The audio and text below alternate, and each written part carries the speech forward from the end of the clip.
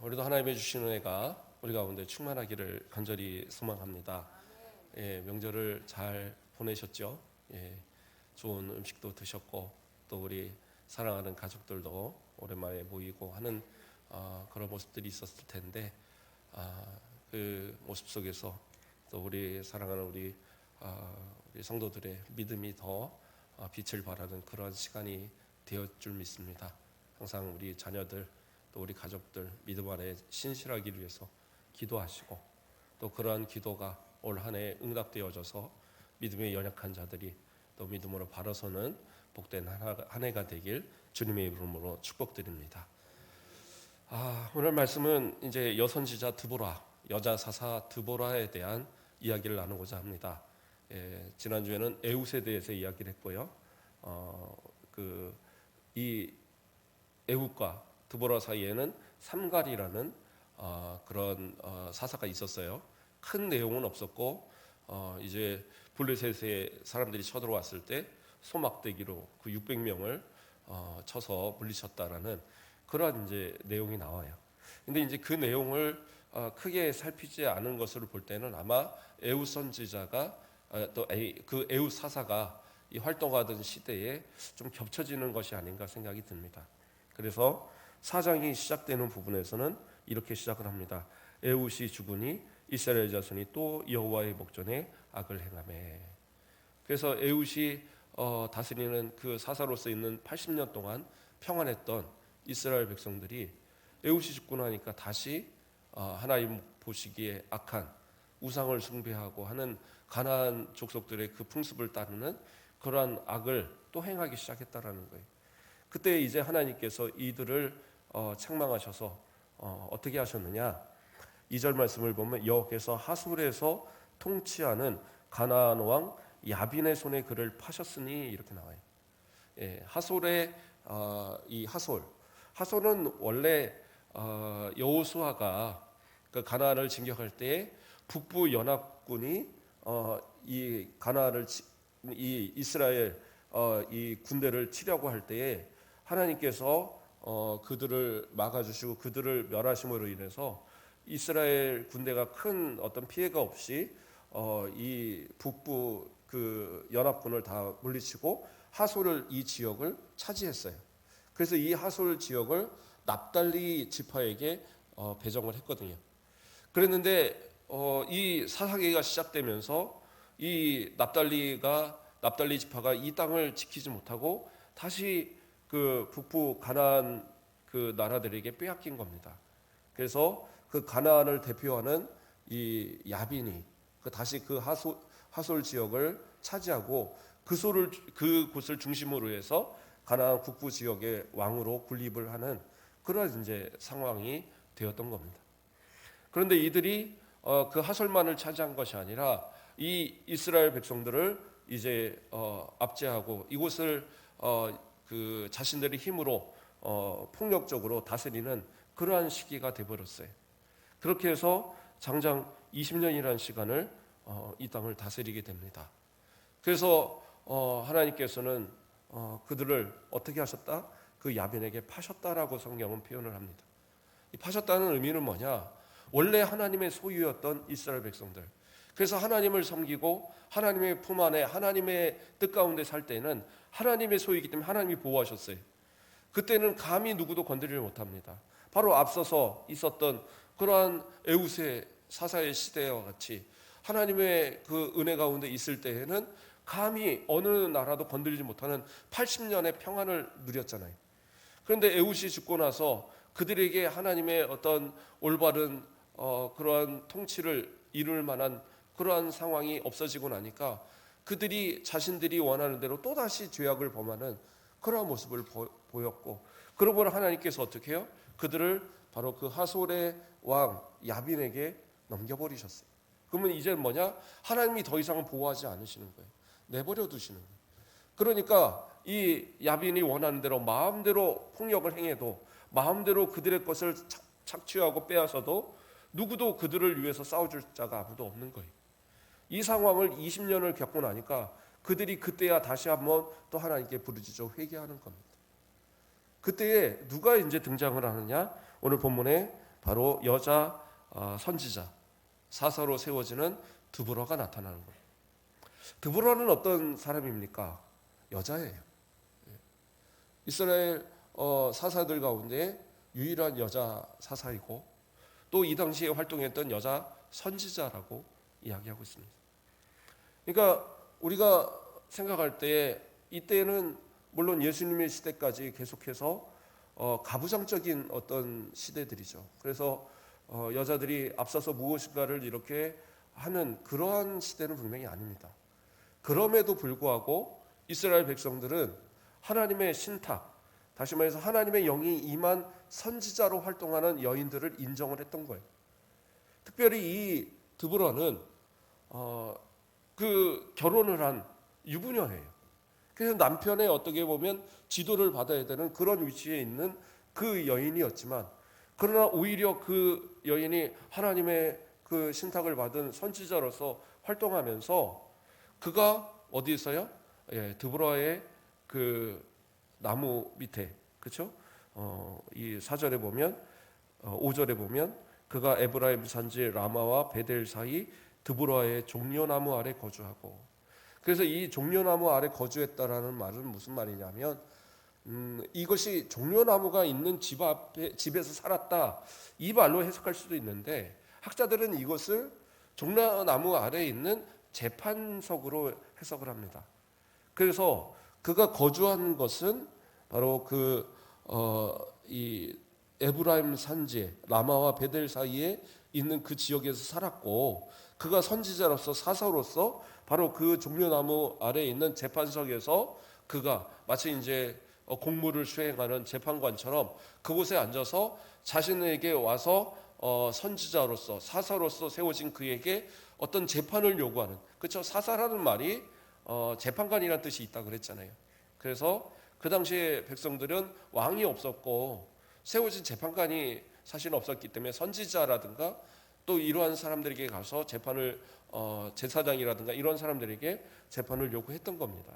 그러다 보니까 그때 이제 세워졌던 이 하나님께 세우셨다라는 사실을 인정하고 백성들이 하나님의 그 뜻을 깨닫기 위해서, 그것의 판결을 받기 위해서 바로 그 드보라에게 찾아와서 그러한 이제 그 판결을 받았던 그러한 일이 되었던 겁니다. 그래서 이제는 하나님께서 바로 이 드보라를 통해서 이 회개하고 하나님께 부르짖는 이스라엘 백성들을 구원하시기 위해서 큰 계획을 가지셨어요. 그래서 이가 에브라임 지파는 사실 이제 북쪽의 이때는 이제 통합 이스라엘 때이지만 이스라엘로 그 통합 이스라엘로 봤을 때는 중간 정도 지점, 유다보다 좀 위쪽에 있는 지점에 있는 그러한 것이 에브라임 지파잖아요. 그런데 지금 이제 하솔이라는 이 지역은 어디냐면 납달리 지역이니까 이스라엘 제일 북단에 있는 지역입니다. 그런데 이 중간쯤에 있는 이 지역에 있던 이 드보라가 누구를 불러내리냐면 납달리 그 지파에 속한 바락이라는 사람을 불러내려요. 그래서 그 사람에게 이제 하나님의 주신 말씀을 전하는데 뭐라고 얘기합니까? 6절 말씀에 보면 드보라가 사람을 보내어 아히노암의 아들 바락을 납달리 게데스에서 불러다가 그에게 이르되 이스라엘의 하나님 여호와께서 이같이 명령하지 아니하셨느냐? 너는 납달리 자손과 스불론 자손 10,000명을 거느리고 다볼산으로 가라 얘기합니다. 이제 전쟁을 치르기 위해서 이 바락에게 하나님의 명령을 전하는데, 바락이 다시 돌아가서 납달리와 그 납달리가 있고 바로 옆에 스불론이거든요. 그래서 그 스불론 이 두 지역에 있는 사람들 가운데 10,000명을 뽑아서 그 10,000명의 사람들을 데리고 다볼산으로 가서 거기서 전쟁을 준비하라는 거예요. 다볼산은 어떤 곳이냐? 해발 한 560m 정도 되는 그러한 산이라고 합니다. 그래서 그렇게 낮은 산은 아니죠.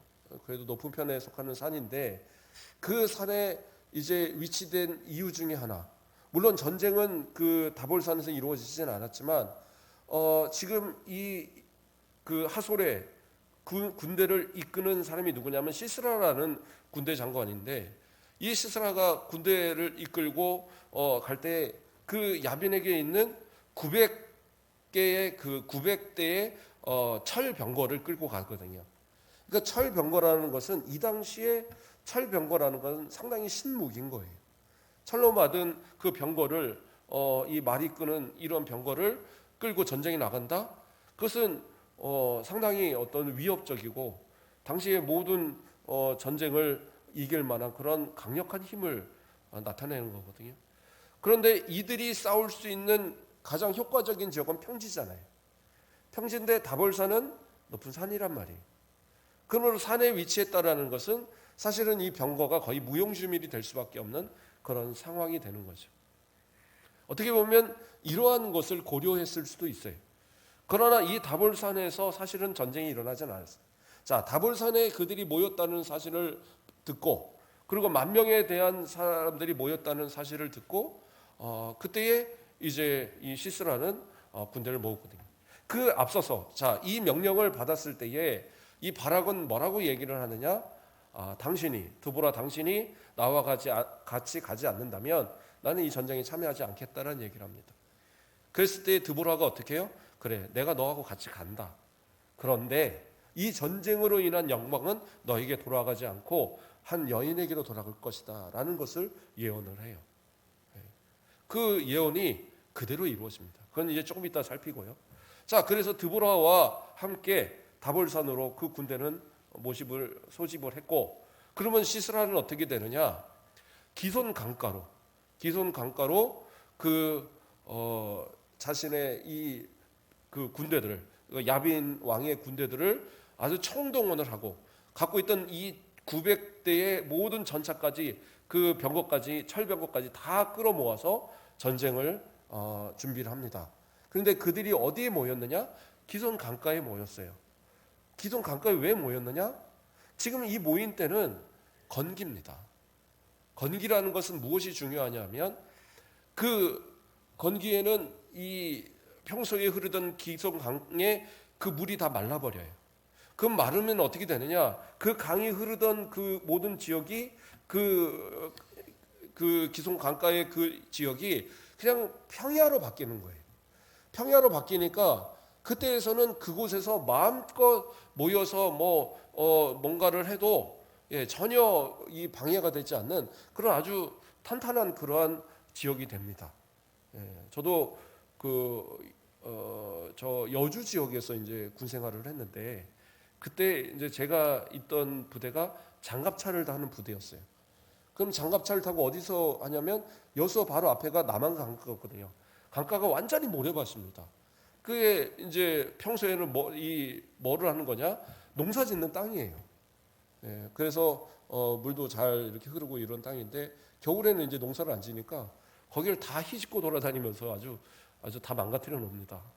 대신 이제 여름에서 가서 거기서 농사도 도와주고 하는데, 강가의 유역들은 상당히 그 넓은 모래밭들을 갖고 있는데, 이게 이제 비가 오고 이럴 때가 아니면 아주 단단합니다. 그래서 이 뭐라고 그럴까요? 전쟁 이런 어떤 훈련을 하기에 되게 좋아요.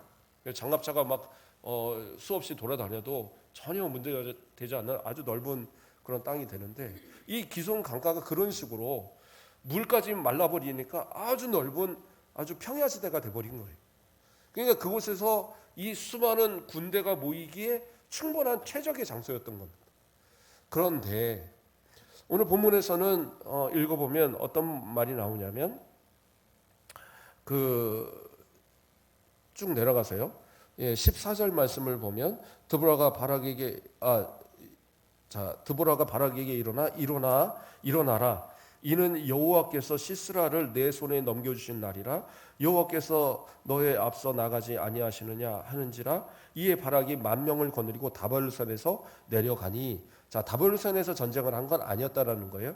내려와서 어디로 갑니까? 15절 말씀을 보면 여호와께서 바락 앞에서 시스라와 그의 모든 병과 그의 온 군대를 칼날로 혼란에 빠지게 하심에 시스라가 병거에서 내려 걸어서 도망한지라. 자, 이것만 봐갖고는 이 전쟁이 어떻게 됐는지를 잘 이해하기가 어려워요. 아니 다볼산에서 이렇게 있어서 어떻게 보면 다볼산으로 올라오는 그들을 싸워서 이겨야지 이게 이제 정상적인 전쟁이 될 텐데, 자 다볼산에서 이들은 내려왔어요. 그래서 어디로 갑니까? 기손 강가로 간 거예요. 그런데 기손 강가에서 있었던, 어떻게 보면 평야 지역에서 지금 싸움을 하기에 아주 최적의 장소에서 있던 그들이 어떻게 되느냐, 이 바락의 군대의 이 공격을 막아내지 못하고 아주 혼란에 빠져버렸어요. 그래서 어떻게 모든 병거와 그의 온 군대가 칼날로 혼란에 빠지고, 그런데 이 병거를 가지고 싸우면서 해야 될 이 시스라가 병거를 버리고 어떻게 해요? 도망갔다라고 나옵니다. 이 이유가 여기서 나오지 않는데 5장에 가서 나와요. 5장에 가서는 뭐라고 나오느냐? 예, 그 5장 4절 말씀을 보면, 예, 여호와께서 주께서 세일부터 나오시고 에돔에서부터 지나가실 때 땅이 진동하고 하늘이 물을 내리고 구름도 물을 내렸나이다, 이렇게 얘기를 해요. 이게 무슨 얘기냐? 비가 내렸다는 얘기예요. 그러니까 비가 오지 않는 건기에 그 땅은 완전한 그 평야고 단단한 땅인데 비가 내려버리면 강으로 바뀌어버리는 거예요. 그러면 땅이 어떻게 돼요? 질퍽한 땅으로 바뀌어버려서 이 철병거가 힘을 내어 갈 수가 없어요. 뿐만 아니라 군대들도 그곳을 마음대로 휘젓고 다니면서 싸울 수가 없단 말이에요. 그러니까 이 상황에서 혼란에 빠진 그들을 급습해서 바락 군대 10,000명이 그들을 쓸어버린 거예요. 그러니까 병거가 가야지 싸울 텐데 말도 달리지 못하고 병거도 막 그 헤매고 있을 때 결국에 시스라는 도망갈 수밖에 없는 그 상황이 벌어져 버렸던 겁니다. 자, 그렇게 해서 이제 이 군대는 대단한 승리를 거두고 있었습니다. 그럼 시스라가 어디로 도망을 갔느냐? 17절 말씀을 보면 시스라가 걸어서 도망하여 겐 사람 헤벨의 아내 야엘의 장막에 이르렀으니, 이렇게 이야기합니다. 예, 헤벨의 아내 야엘의 장막. 그럼 헤벨은 누구냐? 그 모세의 장인 호밥이, 예, 이 출애굽 과정에서 모세의 청을 따라서 그 자손들과 함께 그 출애굽 대열에 함께 동참을 했거든요. 예, 그래서 그 이제 중간에 합류한 그들이 결국엔 가나안 땅에 들어와서 가나안에까지 함께 정착을 했던 겁니다. 그런데 그 중에 한 자손 중에 하나가 헤벨이라는 이 사람이 이주를 해서 이 하솔 근처 지역에 가서 자리를 잡았던 거예요. 이 기송강 근처에 가서 이 납달리 지역 근처에 가서 자리를 잡았던 겁니다. 그렇게 되었을 때에 이 하솔은 헤벨은 결국 이제 하솔왕 야빈과 잘 지낼 수밖에 없거든요. 그들과 만약에 적을 지게 되면 자신이 불리하니까 자기는 어차피 이스라엘 족속도 아니고, 그리고 이 내용으로 볼 땐 상당히 좀 부유했던 사람인 것 같아요. 그러니까 이 야빈과 좋은 관계를 맺고 지냈던 겁니다. 그렇다고 그래서 뭐 야빈의 편은 아니지만 자신이 살기 위해서 어쩔 수 없죠. 그러니까 17절 끝에 부분에 뭐라고 그래요? 하솔 왕 야빈과 겐 사람 헤벨의 집 사이에는 화평이 있습니다, 이렇게 설명하고 있는 거예요. 그러니까 이런 과정을 다 알고 있으니까 시스라가 어떻게 해요? 그 집으로 도망가서 그 야엘의 이 안내를 받아서 그 장막에 들어가서 숨어버린 겁니다. 그러니까 야엘은 어떻게 합니까? 아이고 시스라님 오셔보십시오. 걱정 말고 이 장막에 들어와서 편히 쉬십시오. 그래서 자기 이불을 갖다가 덮어주고, 이 시스라가 나 목이 마르니까 물 좀 갖다 주시오. 그러니까 물이 뭔 필요합니까? 자, 이 갓짠 이 우유가 있으니까 이거 드십시오 하고 이제 극진하게 대접을 한 거예요. 그러니까 이 시스라는 아무 생각 없이, 그래 그러면 나 잠자고 있을 테니까 혹시 누가 와서 나를 찾으면 아무도 없다고 얘기를 해다오, 그렇게 부탁을 한 겁니다. 왜냐하면 이 헤벨의 집은 사실 이 호밥의 후손이기 때문에 이스라엘 자손들과도 좋은 관계에 있는 것은 당연한 거란 말이에요. 그렇기 때문에 아무리 급한 상황이라고 해도 이들이 우리 집에 아무도 없다라고 하는데 그 집에 들어가 급습해서 뒤지고 이럴 상황은 분명히 아니거든요. 그러니까 그것을 잘 알고 있으니까 시스라는 마음 편하게 누워서 깊이 잠이 들었습니다. 그때 이 야엘이 어떻게 해요? 여인 헤벨의 아내 야엘이 그 장막에 말뚝 하나를 가지고 방망이 하나를 가지고 그래서 그 들어가서 이 관자놀이 그렇죠. 여기 요 사이 여기 약한 부분 있잖아요. 여기 제대로 맞아버리면 그냥 픽 쓰러져 버리잖아요. 바로 이 자리에다 대놓고 갖다 말뚝을 갖다 박아버린 거예요. 그러니까 찍소리도 못하고 그냥 거기서 즉사를 해버린. 그리고 나서 바락이 쫓아왔을 때에 그 바락에게 이 안에 시스라가 죽어 있다는 것을 보여주고 그러므로 인해서 이제 시스라와 또 그 모든 군대는 완전히 전멸을 합니다. 그리고 결국에서 5장 끝에 5장 마지막 절에 가서 보면 5장 31절에서 보면 여호와여 주의 원수들이 다 이와 같이 망하게 하시고 주의 사랑하는 자들은 해가 힘이 있게 도는가 같이 하옵소서 하니라 하면서 그 땅이 40년 동안 평안하였다. 그래서 이 하솔과 그 모든 군대가 다 멸망하고 하솔의 이 지역 자체가 다시 가나안으로 편입되고 그리고 이 땅에는 40년 동안 다시 회복의 역사함이 누리게 되었다는 사실입니다. 오늘 말씀은 이 말씀입니다.